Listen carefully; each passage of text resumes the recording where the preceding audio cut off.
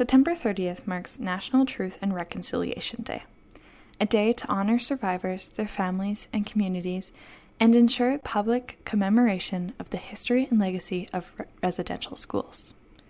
So, what are residential schools?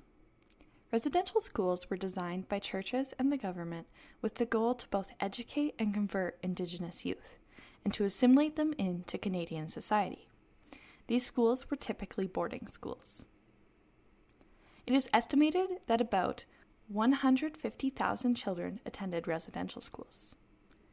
Looking at a brief timeline, we see that the first boarding residential school opened in 1831. This was the Mohawk Indian Residential School. The last residential school to close was the Gordon Residential School in 1996. Between 1831 and 1996, 130 residential schools were opened. Students were removed from their homes, unable to visit their families until after the 1960s, when they were allowed to go home for holidays. They were stripped of their traditional clothing. Hair is sacred in Indigenous cultures. Yet, they cut their hair, especially the boys. The children were forbidden to speak in their first language, resulting in the loss of Indigenous languages. This is why residential schools are considered a cultural genocide. There are reports of children experiencing abuse, often due to excessive punishment. In extreme cases, the children were beaten, chained, and confined. Some also experienced sexual abuse. At least 3,200 children died at residential schools, but Justice Murray Sinclair estimates that the number is closer to 6,000. The reason being is because of the poor record keeping of the schools. The cause of deaths can most likely be contributed to the malnourishment of the children, which caused them to be vulnerable to disease like tuberculosis and influenza. There is so much more to the history of residential schools, and we encourage you to do your own research as well. Now let's jump into a brief timeline on the path to reconciliation. In 2005, a $1.9 billion compensation package was awarded to survivors of abuse in residential schools.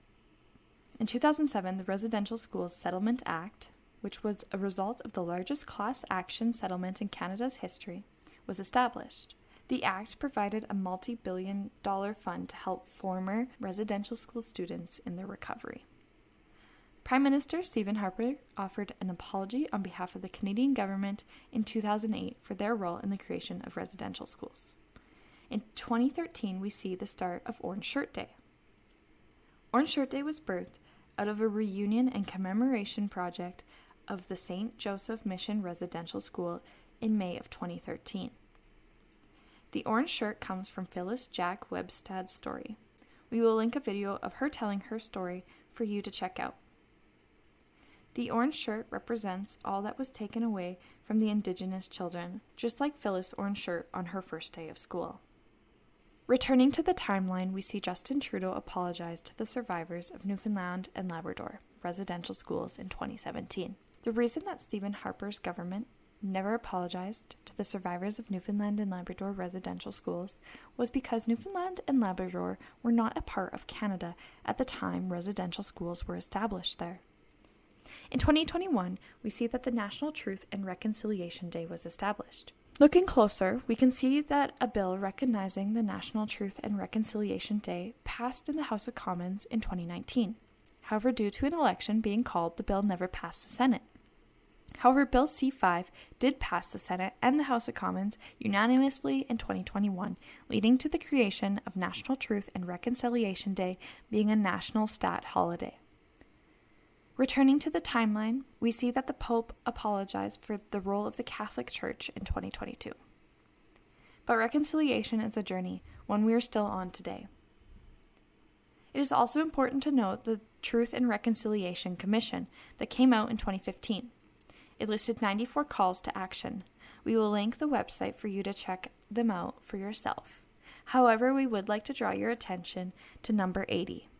Number 80 states, "We call upon the federal government, in collaboration with Aboriginal peoples, to establish as a statutory holiday a National Day for Truth and Reconciliation to honor survivors, their families, and communities, and ensure that public commemoration of the history and legacy of residential schools remains a vital component of the reconciliation process.